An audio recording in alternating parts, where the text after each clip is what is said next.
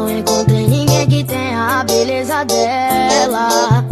Sou do morro, sou favela, mas meu coração se apaixonou por essa Cinderela.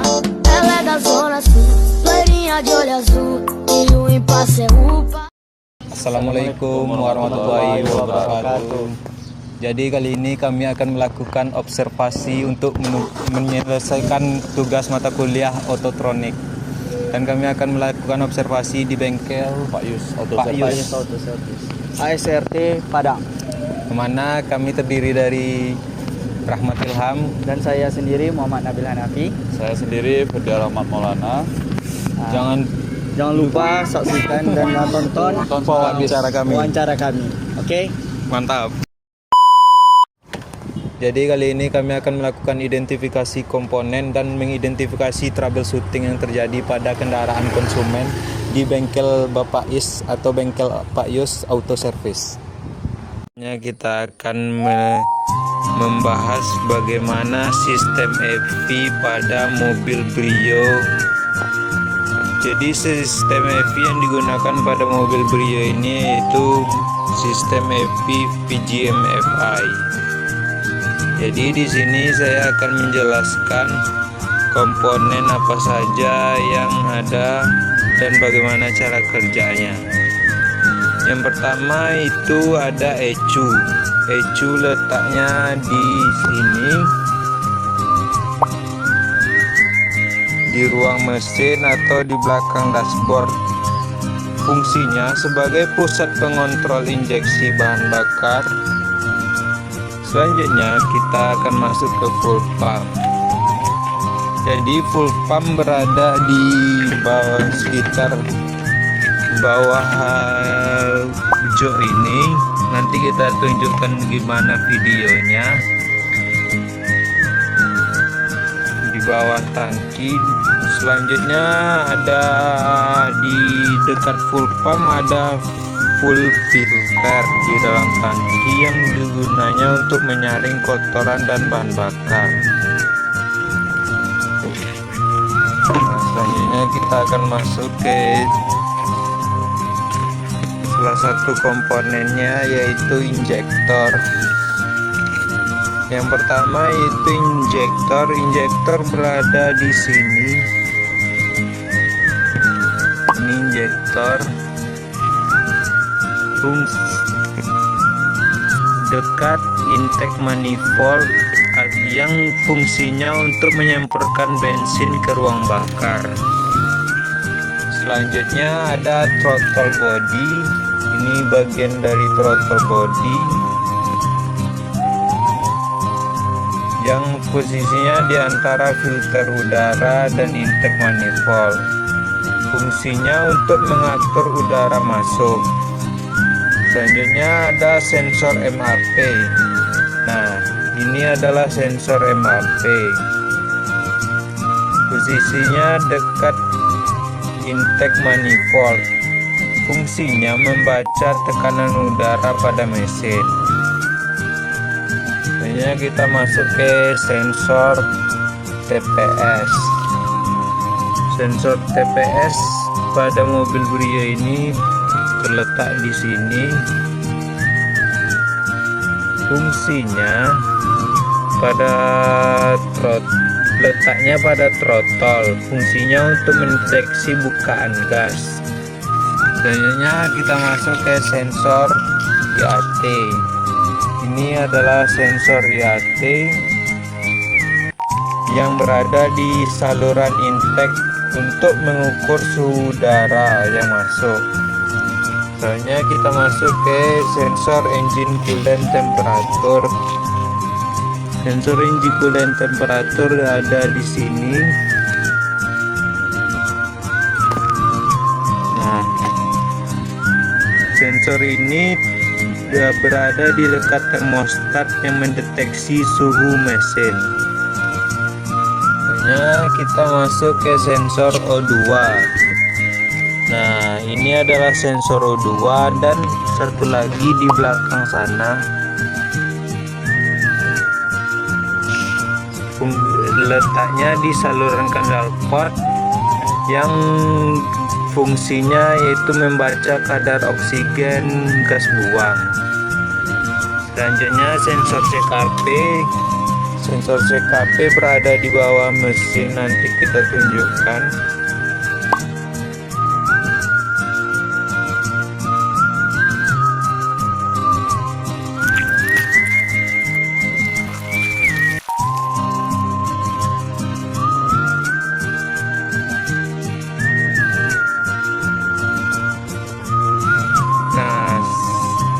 Fungsinya untuk membaca putaran mesin.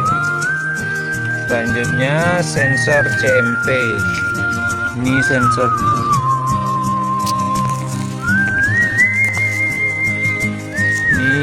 sensor CMP.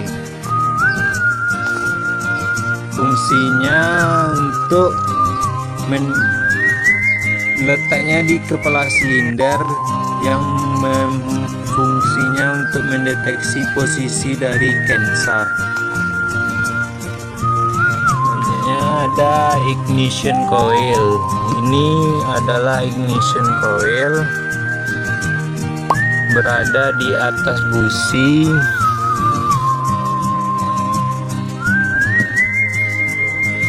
Fungsinya untuk menghasilkan tegangan tinggi pengapian. Nah, selanjutnya ada air cleaner. Air cleaner berada di sini,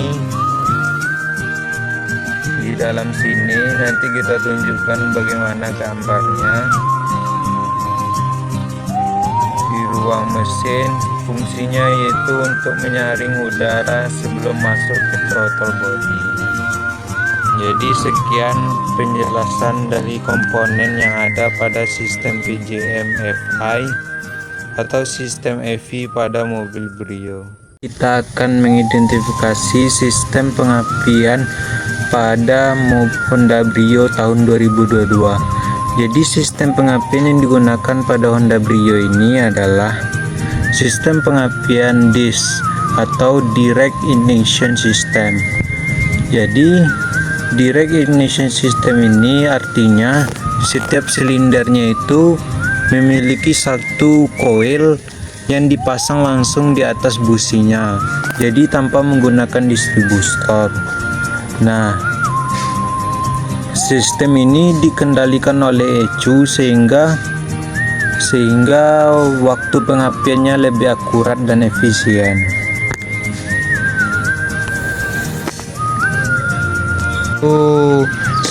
Di sistem pengapian kita ada aki. Jadi komponen utama pertamanya itu ya aki yang menyuplai tegangan ke seluruh sistem. Nah, setelah aki itu ada ECU ini.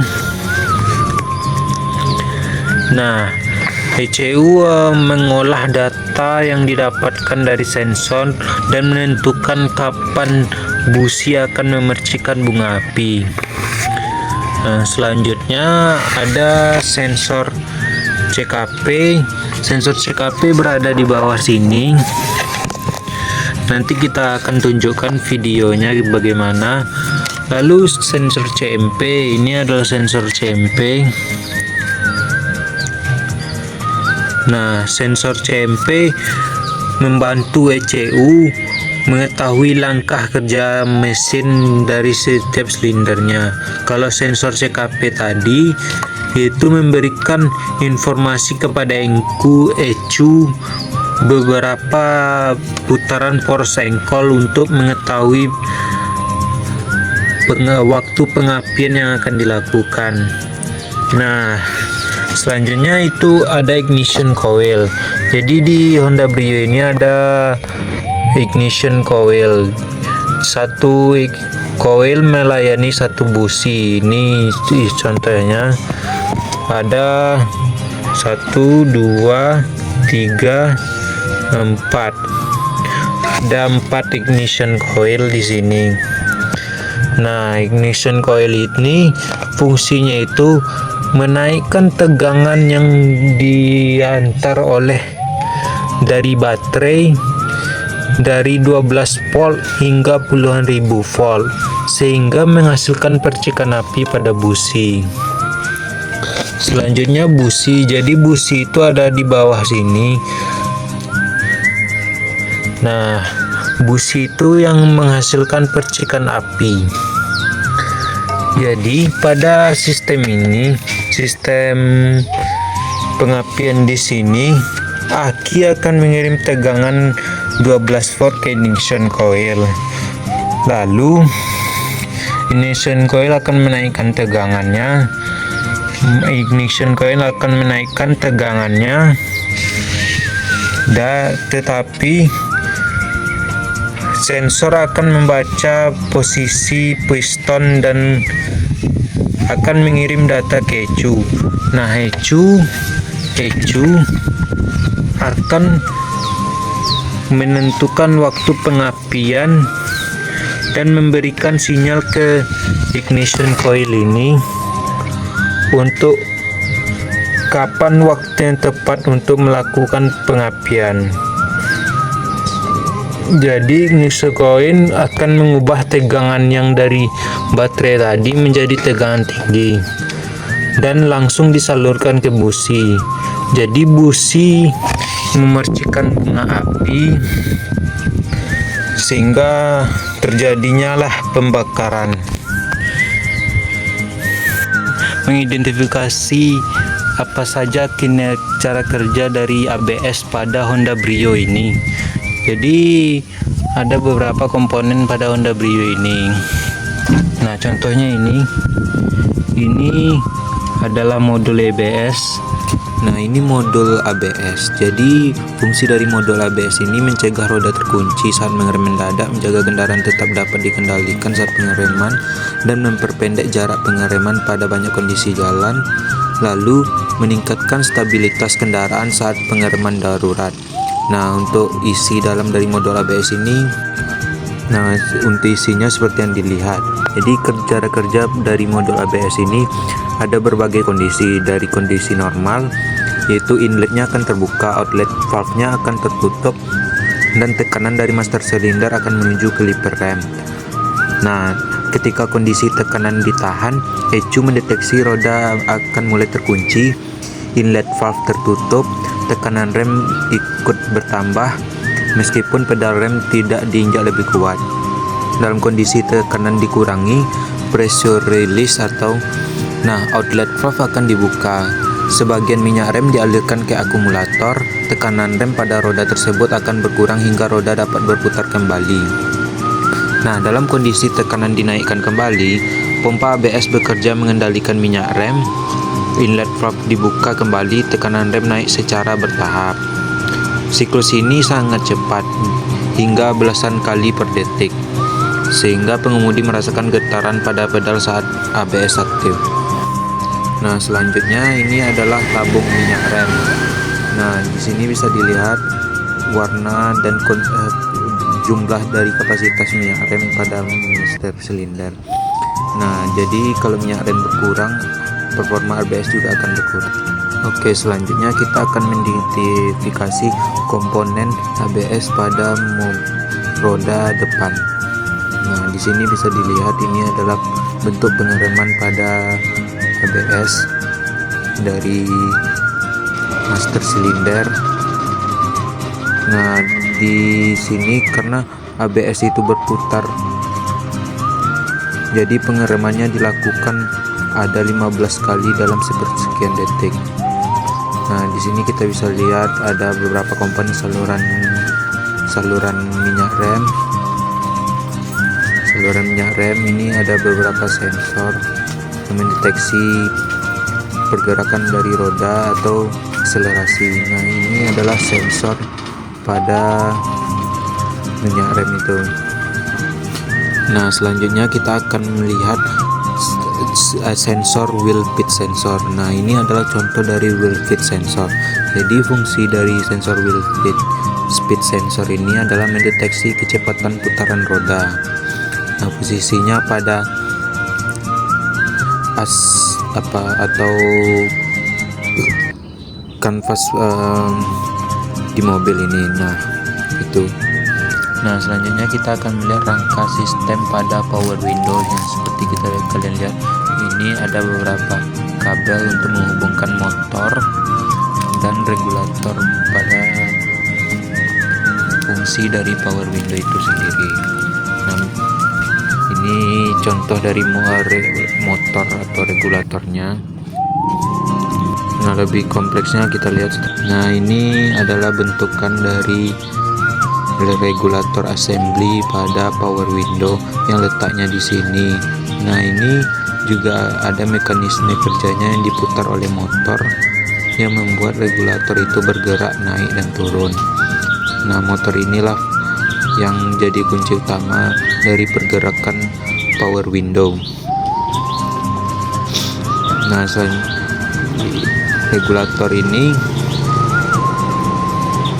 nah ini adalah bentuk dari motor dari power window itu ya guys ya. Nah, bisa dilihat bentukannya seperti dinamo ya. Nah, jadi inilah yang memutar regulator naik turun. Nah, seperti yang kita lihat, ada beberapa komponen lagi yang membuat motor regulator. Nah, ini adalah cara kerja ketika dihidupkan. Nah, jadi regulator akan naik turun ketika motor itu berputar. Jadi motor ini yang menggerakkan dari regulator itu yang dideteksi oleh sistem lainnya. Nah, ketika saklar ditekan, regulator akan bergerak. Regulator ini akan bergerak yang membuat power window akan naik dan turun.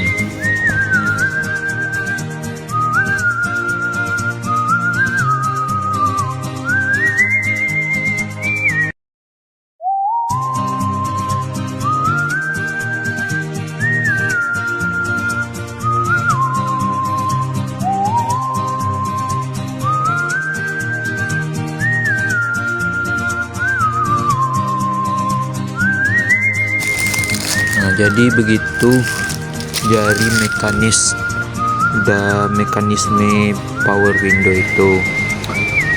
Nah, bagaimana dia naik dan turun dan dibantu oleh motor dan digerakkan oleh relay yang mendorong pergerakannya itu sendiri.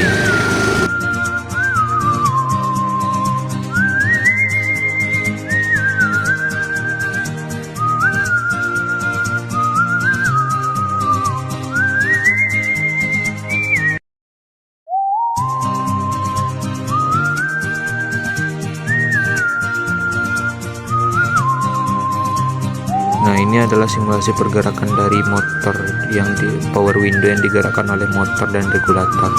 Nah, bisa dilihat guys, dia naik lalu turun lagi ketika saklarnya ditekan, membuat power window itu naik dan turun.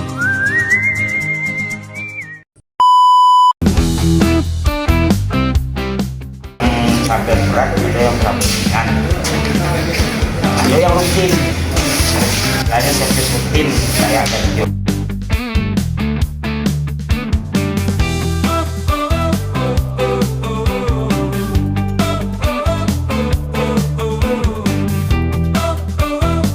Kalau awak berkasus, ada main, ada kasusnya. Nah, itu nanti peluan. Misalnya bermasalah remnya, peluan rem saja nggak diganti yang lain dah. Tapi kalau Toyota, Suzuki, kilometer 80 ini cecah sedolah. Itu orang tak lagi atau kaki. Mahal. Emang kau orang ambil alternatif bengkel di luar itu, karena bisa batulah ansu aja anggaran.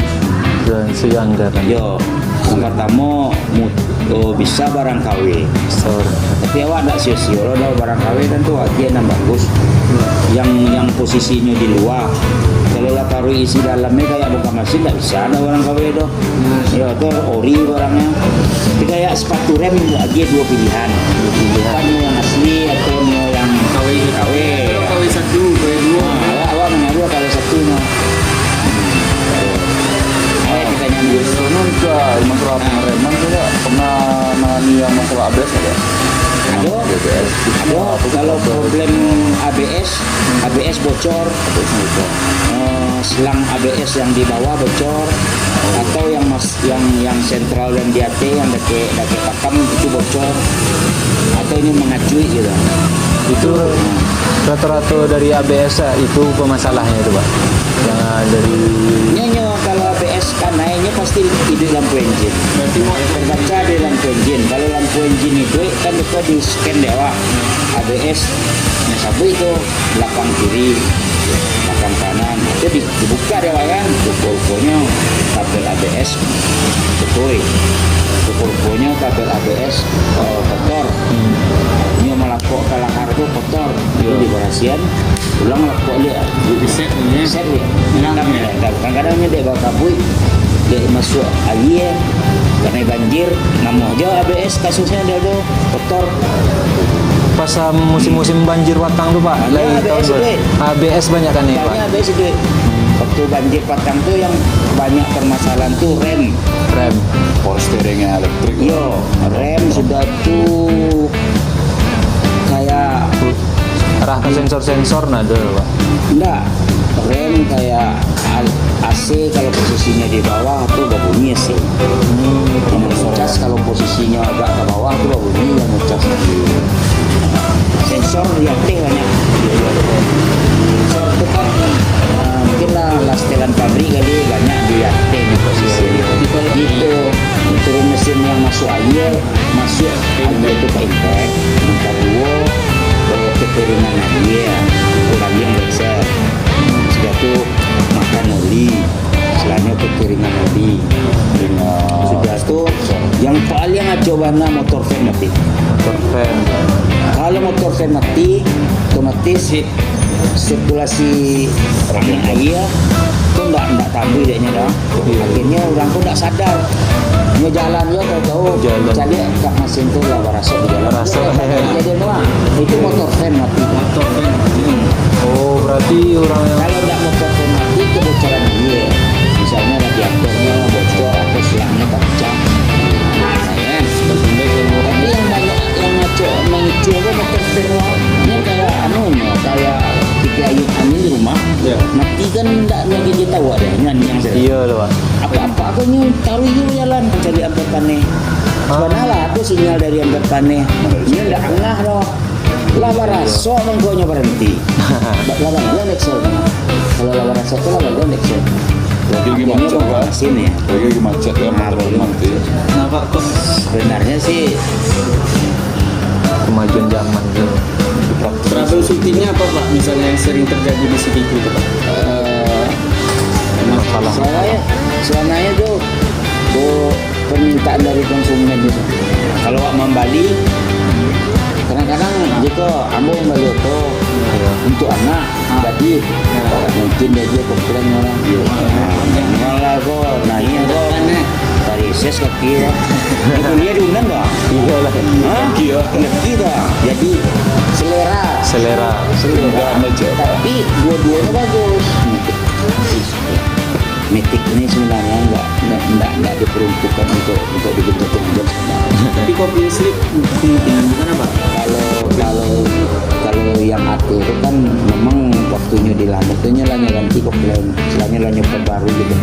Kopling baru, matahari baru, sehingga pas nyumain rancak Dapatnya kayak waktu bagus. Jadi anak-anak kawan-kawan nih yang main di situ kan setiap mainnya turun kopling. Pasang kalau yang balap tuh nggak kopling nggak beda. Bisa kalau berani sudah balap pasang lamannya aja. Tapi di sel itu rata-rata nozzle-nya ganti Pak. Enggak diganti. Bisa ada. Itu berarti yang Cuma remake buat turbo aja. Turbo dikatakan. dibantuin perkuliahan. Iya, tertulis pendinginnya itu di pegadang seperti. Kalau nan nozzle jarang. Karena nozzle itu nggak sesuai juga permintaan minyak makannya, jadi nggak bisa lo dibawa. Faktor ekonomi sih itu. Banyak ya. Bau efek-efeknya, tapi sebagusnya harus deslek lah. Kalau lah di remake itu kan performa motor nanya, permintaannya nanya, jadi harus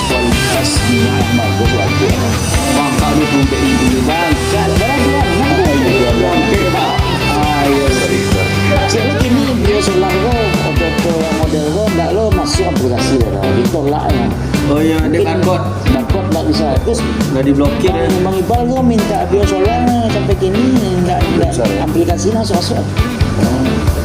Itulah settingan komputer Pertamina kan. Tahun tinggi, tahunnya, CC-nya, itu kan ada settingannya. Barana kalau ulang-ulang aplikasi itu nyetulak hari itu ya. Ini lado settingan. Itu ada istimewa. Tapi yang dapat biosolar dari katamu dulu syukur nih kan. Iya. Kalau yang rutin masuk bengkel apa CVT atau yang manual biasanya Pak? Lebih banyak manual. Lebih banyak Tapi manual. gini lah banyak lo metik gitu. Yang kadang-kadang lo yang anak tuh metik. Pajero dia betulnya kan metik. Cuma yang kayak Avanza masih ada semua. Yang cuma ada Kasus tuh Pak, jadi itu yang MCC dalam itu Pak. iya kedarai lah. Itu Pendek ya Pak. Iya kedarai lah. Yang kayak KW loh. Kedarai. Ini dipasang baru dia. Itu apa menurut apa penyebabnya itu Pak? lumayan Pak. Masuk. Tanyakan nak. Iya, ngesentaan benar. Sudah tuh terlambat lo mengganti oli Di metik ya. ini kan nyeranggi-ranggi abana. Soalnya metik itu kan ada amoknya. Iya. Menuju ya. Ada munjul. Nggak bisa nyari gadget dari itu kan. Mana metik? Kamu ya Pak. Ya, bisa garansi pun ada. Perasaan lo Pak ya. Bisa garansi kan. Di end dari ya. Tak boleh pakai lo. Di netralan lo. Setelah netral, tak turun RPM. Jadi langsung tak. Ada kurang manis ada. Kurang kan yang kata-kataannya. Wah, lewat tunjukan lenganan bu. Ibu-ibu aja kok. Hujan dari itu bu. Langsung N dulu bu, N. Baru P. Itu yang betul. Jadi dari D langsung ke P itu kan dia tahan mesin lo. Tahan lo. Itu badare ya. Iya. Awalnya badare itu melompat lo. Mati. Kalau bengkelnya saya fokus ke korban atau Berkah rasanya. Nanti kalau permintaan kawan-kawan balap itu berkala servis-servis rutin. Kalau kabel bongkar mesin enak. itu bastir. Bastir kalau lah obrak kan itu diganti busingnya beda. BBM busingnya pakai Tidak BBM. ganti susah perlu ya. Enggak. Kalau steering elektrik tuh apa kabel siapa? Oh, bosnya 8. Bosnya apa? Bos 8 kalau enggak motor elektrik. Elektrik ya. Motor elektrik kan yang dia berendam. Itu biasanya Itu yang penyebab berendam itu banyak. Berarti banjir lewat temu banyak sebenarnya Pak. Oh, elektriknya bisa banyak. Banyak.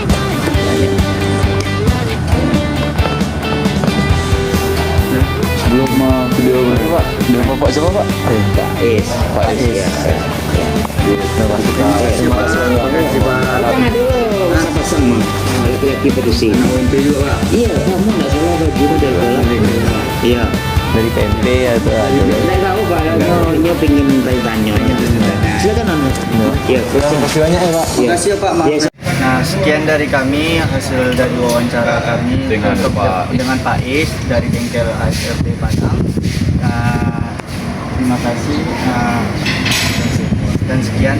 Wassalamualaikum warahmatullahi wabarakatuh. Waalaikumsalam warahmatullahi wabarakatuh.